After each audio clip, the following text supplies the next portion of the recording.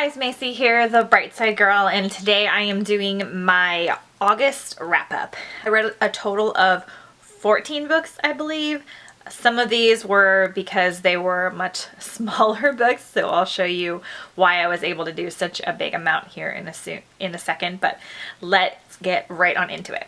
First up, I read 6 of the series of Unfortunate Events books. I read 5 through 11.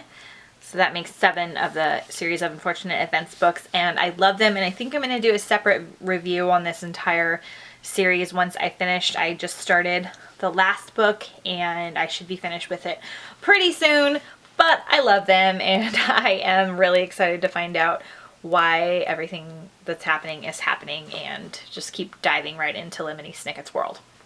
Then I listened to the Carrie Diaries and Summer in the City. These are both by Candace Bushnell. This is the author of Sex and the City, and this is basically Carrie in her younger years. So this is her YA books based on Carrie as like a teenager and a young adult.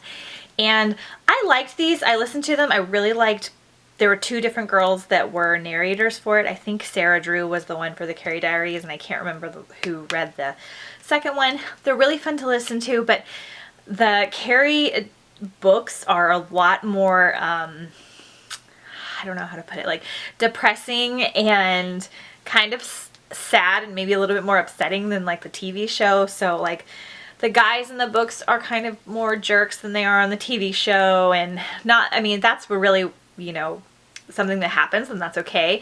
But I heard that Sex and the City is kind of like that, whereas Carrie's like a heavy chain smoker and like all this kind of stuff that, I don't know, to me it was kind of irksome, and not that like they have to be like a whole super wholesome character, but just something that I enjoyed while I was in it, and I loved the Carrie Diaries TV show, but I probably won't keep these because I don't think that I will like ever feel the need to read them again.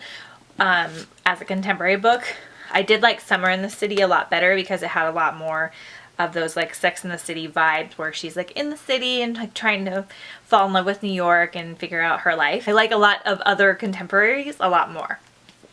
Then I listened to Beautiful Darkness. This is the second book in the Castor Chronicles, and I've heard mixed reviews from different YouTubers and things that they don't really like the rest of the series, but I'm in the middle of listening to book 3, Beautiful Chaos, and I really enjoy it. I think they're well written and the world is really cool. Sometimes they're kind of like melodramatic, but I really like them, and these books are just so beautiful. I love the guy that narrates these books. He is just a really good voice actor, and he does a good job with the different characters. They're very, very long, but so far I really liked this one.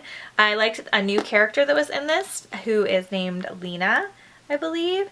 And oh no, Lena is the main character. Her name is Liv, and I really like her, so I was interested in that, and I'm kind of interested enough to see what's going to happen in the rest of the story. So I think I rated this one a 3.5. I don't always list the stars, but that's what I rated that one. Then I read Unite Me. This is the Shatter Me novella with novellas from both Warner and Adam.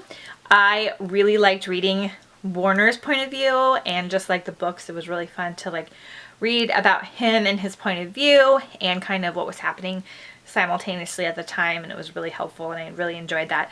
Adam was like, okay, I don't really like Adam that much, so I guess it was alright to read his point of view, but I kind of just skimmed over it. So it was a nice little novella, like better than some I've read, but not like phenomenal.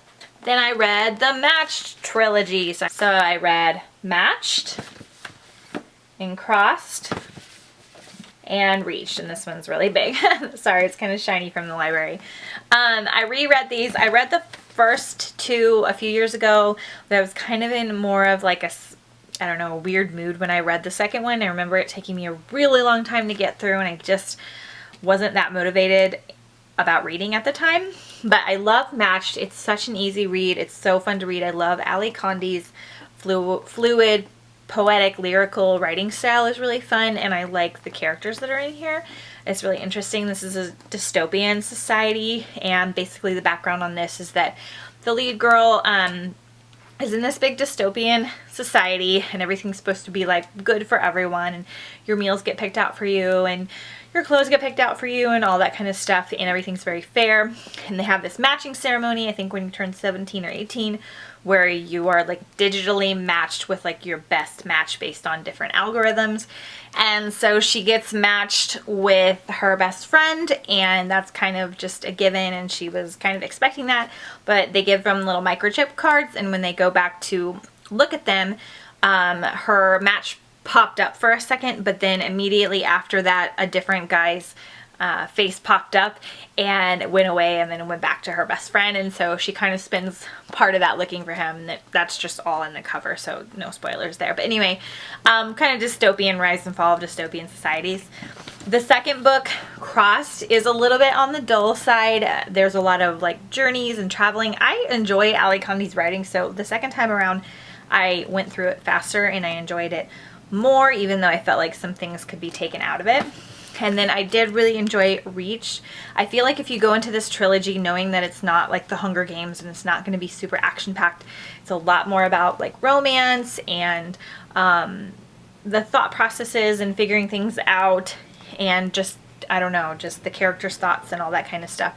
If you go into it knowing that, then I think you're going to enjoy it a lot more. I think I rated these like a 3.5 again. I do really like them. I did like the conclusion of Reached. I liked learning some things in here that I didn't read the first time around, so I do enjoy this as far as dystopians go.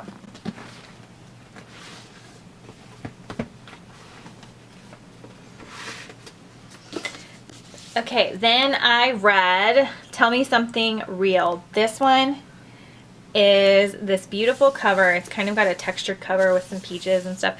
I bought this because I really like the cover, and I thought that I'd heard something about it somewhere else, but it turns out I didn't hear anything about it, and this was not the same book that I was thinking that it was. I thought it was kind of about monsters and stuff, but it's definitely not.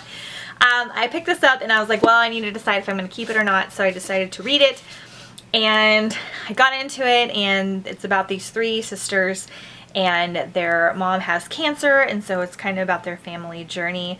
And I'm really not into like super depressing contemporary books, so I was kind of like iffy about it, if I was going to keep going. But Calla Devlin, who is the author, has a very easy to read writing style, and it just, I don't know, you just plow right through it. And she also is very good at character development.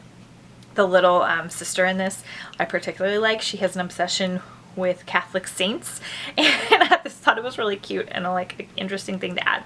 But anyway, this one winds up having like a crazy twist that you did not see coming, and it is not the type of book that I normally like, but I read this in one day in like 2 hours.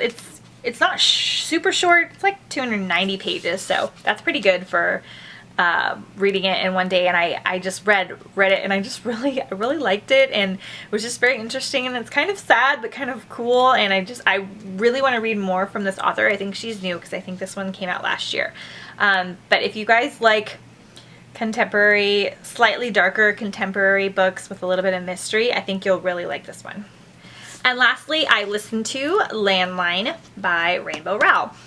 This was on my contemporary pile, and this is Rainbow Rowell's adult book, one of her adult books, and again, I'm not big on adult contemporary, so I was kind of iffy about it, and to me it just seemed like the beginning of it was kind of just about a marriage that was not doing so great, which, I don't know, seems just kind of boring. I just don't like that, reading about stuff like that. So I gave it like an hour and a half into it, listening to it, before I decided whether or not I was going to keep going. But of course, an hour and a half in, Rainbow Rowell does her little magical twist that makes this just different enough of an adult contemporary book about marriage that you want to keep reading, and you're like, what's happening? This is so cool. And her writing is so good, and her characters are so great. I love Rainbow Rowell, and this one just made me smile because I did not see the twist coming, and I really liked that, and I thought it ended really sweet, and I liked this story about it. So if you guys don't know, I don't want to give away too much, because if I tell you the actual premise of the book, it will give away the surprise. So, but basically this is about a writer named Georgie McCool and her family, and especially with her husband.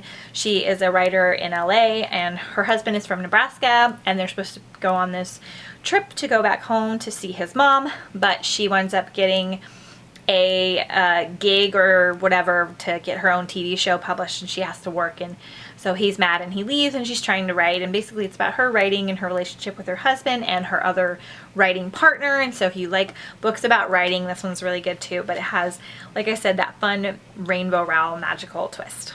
Okay, you guys, those are all the books I read in August. I think I did really good. I listened to 3 audiobooks. I was really proud of that. I felt like I got through a lot more in like a fun way, of course. And there were some books that I read really quickly. I didn't really dislike anything, and I know I didn't rate them all, so I'm sorry about that. But I think I'm going to do little mini reviews for different things in the future, and I will see you guys next time on The Bright Side.